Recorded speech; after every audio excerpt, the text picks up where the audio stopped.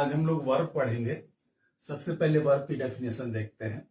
Verb is a word that describes an action of a subject. क्या चीज हो रही है, करता क्या कर रहा है, इसके बारे में बताता है।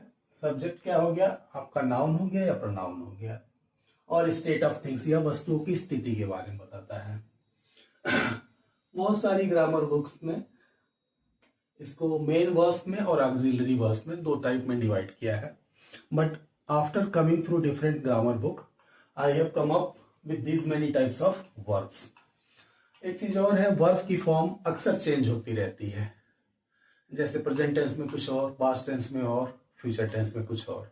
अगर आप वर्ब फॉर्म्स जानते हैं तो आपकी इंग्लिश की लिखने की और बोलने की समस्या काफी हद तक सॉल्व हो सकती है, क्योंकि यही चीज है जो पार्ट्स ऑफ स्पीच में सबसे ज्यादा वास्ट है और जो अक्सर टेंसेस वाइज चेंज होती रहती है। तो टाइप्स ऑफ वर्ब्स में सबसे पहले देखेंगे action verbs and static verbs, transitive verbs and intransitive verbs, regular verbs, irregular verbs, helping verbs plus models, linking verbs plus infinitive plus phrasal verbs. I have written them in pairs so that you will be able to figure out the differences between them. Action and stative, transitive, intransitive, regular, irregular, and then helping verbs and remaining part of verbs. So let us begin with the action and stative verb. आइए अब action verb को तरफ देखते हैं। Action verb जिसमें कुछ क्रिया हो रही है, चल रही है, फिजिकल मूवमेंट हो रही है या ऑब्जेक्ट की मूवमेंट हो रही है। जैसे walk, talk, sing, speak, eat, drink, cry, skip, pull and push. खींचना, धक्का देना, चलना फिरना, बात करना, रोना, गाना, सब में एक्शन हो रहा है तो इसको एक्शन वर्ब्स बोलते हैं। जैसे एग्जांपल के लिए I go to school, physical movement हो रहा है। Sita cooks the food, Sita खाना बना रही है, एक्शन हो रहा है। Now second is static verb like taste, smell, look, love, want, own. इसका एग्जांपल हो गया, यहां कुछ हो नहीं रहा है, ठीक है ना। आई हैव 5 पेन्स, मेरे पास 5 पेन है। I have 5 pens. This mansion has 5 bathroom.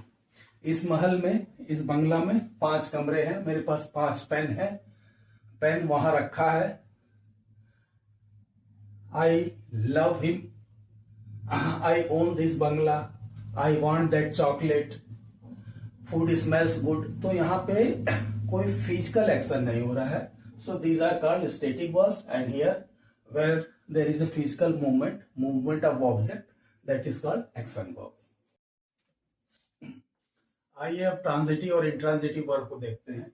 सबसे पहले ये बता दूं, transitive verb is a verb where we consider subject, verb and object. जहां पे सब्जेक्ट के साथ साथ वर्ब और ऑब्जेक्ट होता है वहां उसको ट्रांजिटिव वर्ब बोलते हैं। जैसे सी रीड्स द बुक, वो किताब पढ़ती है। यहां object is mentioned, so this is transitive verb. They sold there car, उन्होंने अपनी कार बेच दी, ऑब्जेक्ट कार हो गया। सी वॉक्स टू हर स्कूल, वो अपने स्कूल जाती है, ऑब्जेक्ट हो गया। आई ग्रीव सम पोटैटो, मैंने कुछ आलू उगाया, ये सारे ऑब्जेक्ट हो गए। तो इस तरह से ट्रांजिटिव वर्ब में हमेशा सब्जेक्ट, वर्ब और ऑब्जेक्ट होते हैं। अब इंट्रांजिटिव वर्ब की तरफ आएंगे। यहाँ पे आपको सब्जेक्ट तो मिलेगा, वर्ब मिलेगा, लेकिन ऑब्जेक्ट नहीं रहेगा। ऑब्जेक्ट नहीं रहता है, इसलिए इसको इंट्रांजिटिव वर्ब बोलते हैं, जहां पे ऑब्जेक्ट नहीं होता है। सी रीड्स स्लोली, वो धीरे धीरे पढ़ती है। क्या? Don't know. The ring was sold for ₹1000। अंगूठी 1000 रुपये में बेची गई। किसको बेची गई? Don't know. ऑब्जेक्ट नहीं मेंशन है। सी वॉक्स द रॉन्ग वे, वो गलत तरीके से जा रही है, गलत रास्ते से जा रही है। कहाँ जा रही है? नहीं mention. The child grew quickly, बच्चा जल्दी बड़ा हुआ। कितना बड़ा हुआ? We don't know. तो इस तरह से इंट्रांजिटिव वर्ब्स में ऑब्जेक्ट हम लोग नहीं मेंशन करते हैं। So that's why these are considered intransitive, and here where object is mentioned, that is called transitive verb. आइए अब हेल्पिंग वर्ब को देखते हैं हम लोग।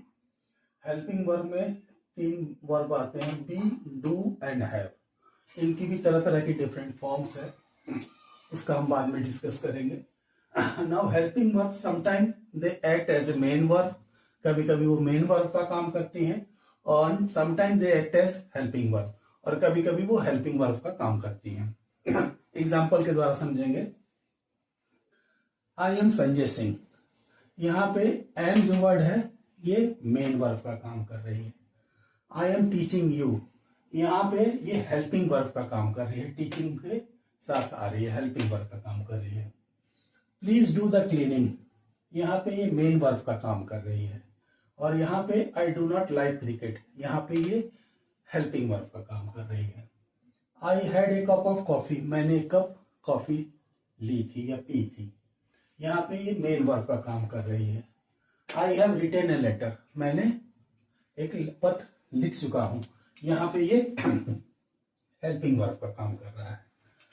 ही वॉज ए किंग, वो एक राजा था, यहाँ पे मेन वर्ब का काम कर रहा है। He was working in A shop, यहाँ पे ये वॉज जो है हेल्पिंग वर्ब का काम कर रहा है, इसका हेल्पिंग वर्ब है। दे आर थीव्स, वही चोर है, यहाँ पे ये मेन वर्ब का काम कर रहा है। They are laughing at him, वे उसके ऊपर हंस रहे हैं, यहाँ पे आर जो है हेल्पिंग वर्ब का काम कर रहा है। तो इस तरीके से डेफिनेशन जैसे हमने बताया, sometime they act as main verb, sometime they act as helping verb. अच्छा, यहाँ पे मैंने मेन वर्ब और हेल्पिंग वर्ब लिखा है। आई और एन यहाँ पे मैंने लिखा है with the help of helping verb, sometime we form interrogative sentences, sometime we form negative sentences. For example, I am not teaching you, helping verb की मदद से हम लोग निगेटिव बना रहे हैं, यहाँ अगर नॉट लिख देंगे तो हेल्पिंग वर्ब की हम लोग मदद ले रहे हैं। फिर I do not like cricket, helping verb की मदद से निगेटिव बना रहे हैं। ठीक है, अगर इसी को इंट्रोगेटिव बनाना होगा, am I not teaching you, interrogative बना दिया हमने। Do I not like cricket, interrogative बना दिया। तो हेल्पिंग वर्ब इंट्रोगेटिव और निगेटिव बनाने में भी मदद करता है। बी और डू की डिफरेंट फॉर्म्स होती है, जैसे be, is, am, are, was, were, been और बीइंग। डू में डू, डिड, डन। हैव में हैव, हैड, हैज, हैविंग भी होता है। इसकी जब हम वर्ब की 5 फॉर्म आपको बताएंगे वीडियो के सबसे लास्ट में, तब इस चीज को फिर से एक बार दोबारा क्लैरिफाई कर देंगे। आइए मॉडल्स की बात कर लेते हैं। Basically they are of 10 types, can, could, may, might, shall, should, will, would, must, ought to. इसके अलावा ये भी 3 जो वर्ड्स हैं, need, dare and used to, they are also included in modals, but they are called semi modals. इसका एक detail video parts of speech के बाद मैं बनाऊंगा, उसमें इसको डिटेल डिस्कस करेंगे। Now next is linking verbs. He looked exhausted, वो थका हुआ लग रहा था। यहाँ पे लिंकिंग वर्ब ये हमारा लुक्ड हो गया। द मिल्क स्मेल्स सोर, दूध से खट्टी महक आ रही है, ये जो है लिंकिंग वर्ब हो गया। She seems upset about her mother, वो अपने माँ के बारे में परेशान है, यहाँ पे सीम्स जो है लिंकिंग वर्ब हो गया। तो इस तरीके से हमने मॉडल्स और लिंकिंग वर्ब्स को देखा।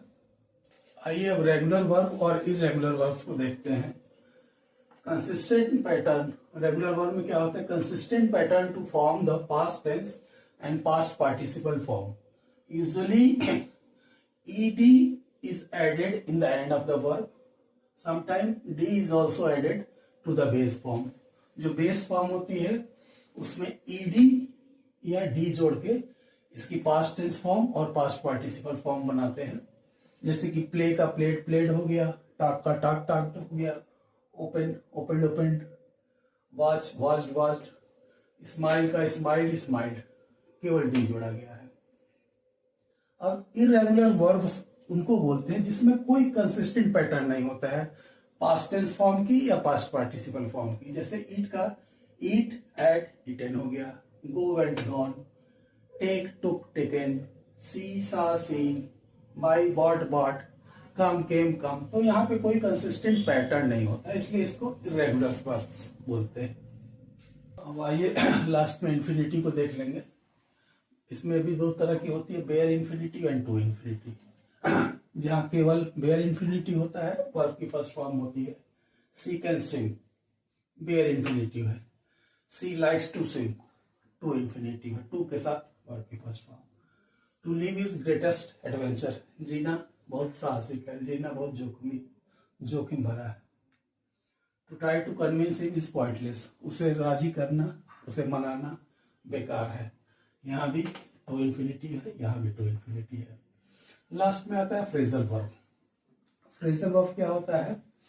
जब वर्ब को किसी प्रीपोजिशन के साथ जोड़ देते हैं या एडवर्ब के साथ जोड़ देते हैं तो उसका एक अलग मतलब आता है। उन दोनों वर्ड के इंडिविजुअल वर्ड मीनिंग से एक अलग मीनिंग हो जाती है, उसको फ्रेजल वर्ब्स बोलते हैं। जैसे कि आस्क फॉर, आस्क का मतलब मांगना, फॉर लिए, बियर अवे, इन दोनों वर्ड का अलग अलग मीनिंग है। लेकिन जब इन दोनों को कंबाइन करेंगे, फ्रेजल वर्ब जब इसको बनाएंगे तो आस्क फॉर का मतलब हो जाएगा रिक्वेस्ट करना, प्रार्थना करना।